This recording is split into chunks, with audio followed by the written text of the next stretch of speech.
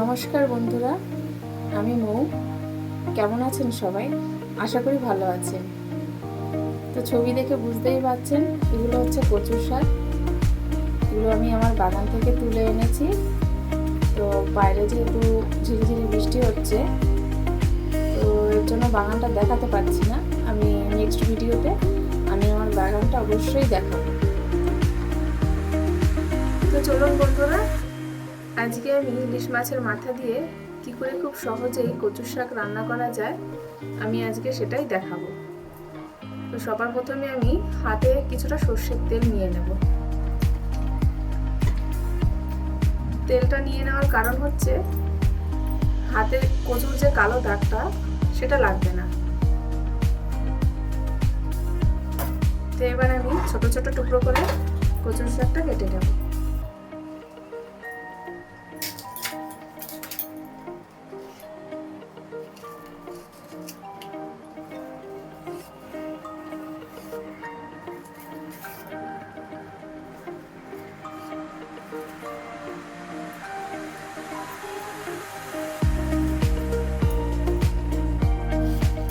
দেখুন আমি এইভাবে কেটে নিচ্ছি।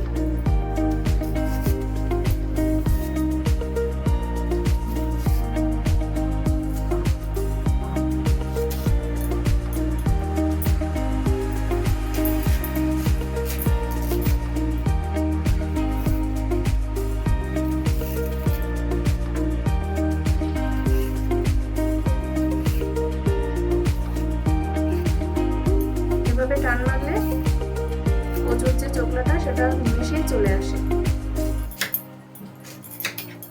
আমি কচুর শাকগুলো এভাবে একটু লম্বা করে কেটে নিয়েছি, দেখতেও সুন্দর লাগে।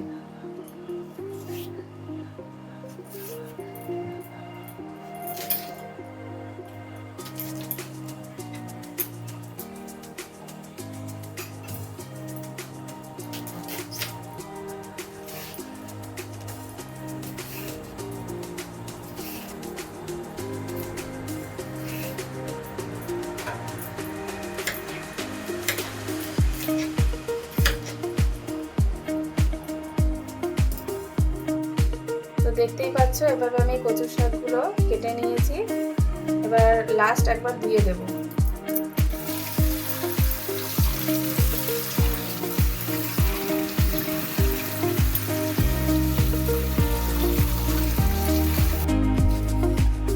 এবারে কচুগুলো সিদ্ধ করার জন্য কড়াইতে আমি দিয়ে দেব।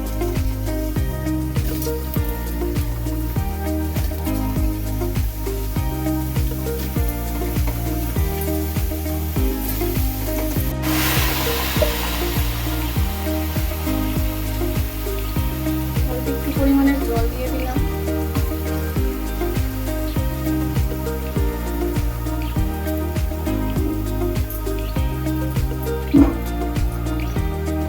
আর দিয়ে দেবো একটু নুন।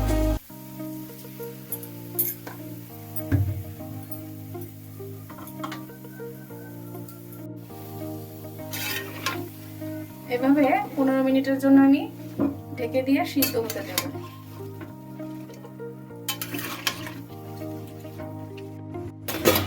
এবারে নেড়ে চেড়ে দেখবো কতটা সিদ্ধ হয়েছে।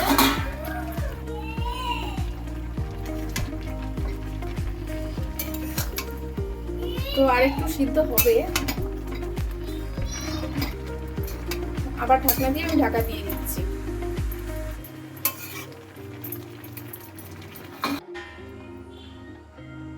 তো দেখতেই পাচ্ছেন কচুর শাকটা আমার হয়ে গেছে। এবার আমি নামিয়ে নেব।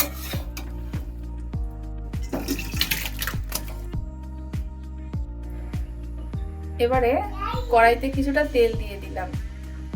এর মধ্যে আমি ইলিশ মাছের যে মাথাটা ছিল সেটা আমি হালকা করে ভেজে নেব।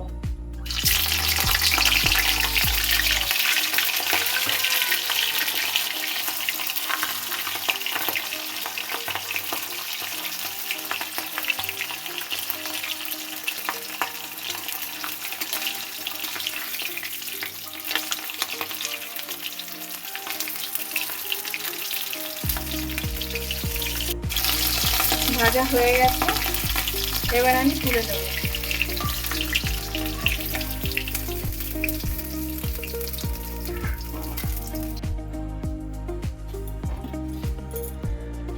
এবারে ফোড়ন দেওয়ার জন্য আমি যে যে জিনিসগুলো দিয়েছিলাম এবার আমি সেটা কড়াইতে দিয়ে দেবো। এখানে আছে 5 ফোড়ন, আর আছে 2টো তেজপাতা, আর দিয়ে দিচ্ছি শুকনো লঙ্কা। এবার এর মধ্যে আমি কচুর শাকটা দিয়ে দেবো।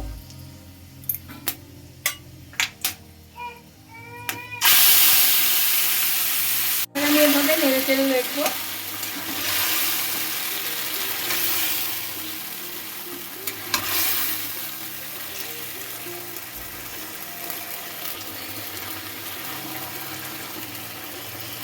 জলটা ভালো করে শুকাতে হবে।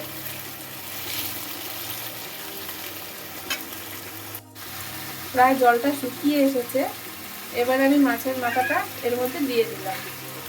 এভাবে হালকা করে ভেঙে দিতে হবে।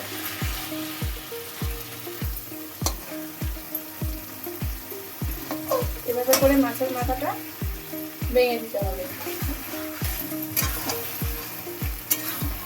এবার আমি স্বাদ মতো একটু চিনি দিয়ে দিলাম।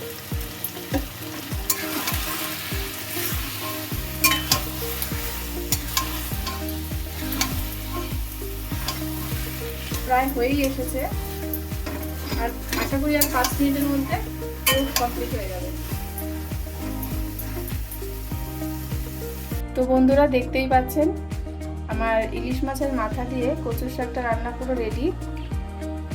তো আপনাদের সবার যদি ভালো লাগে তো বাড়িতে এরকম ট্রাই করবেন। তো আজকে আমার এই কচুর শাক রান্নাটা যদি আপনাদের ভালো লেগে থাকে তাহলে অবশ্যই আমার চ্যানেলে লাইক, কমেন্ট, শেয়ার করে দেবেন। ধন্যবাদ সবাইকে।